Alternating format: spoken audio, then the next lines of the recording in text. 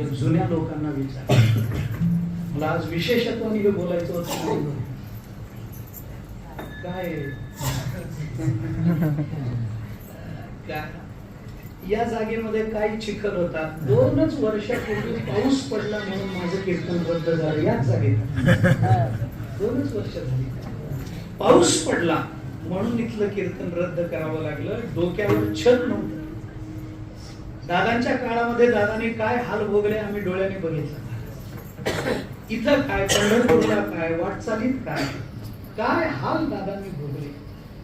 आज एवढाच विचार मनात येतो. मी आलो या सभागृहामध्ये, या सगळ्याच्यामध्ये प्रवेश केला. 4-5 एसी, 3 आणि 3 6 एसी लागलेले बघितले आणि पहिला विचार माझ्या मनात आला, आज जर दादा असते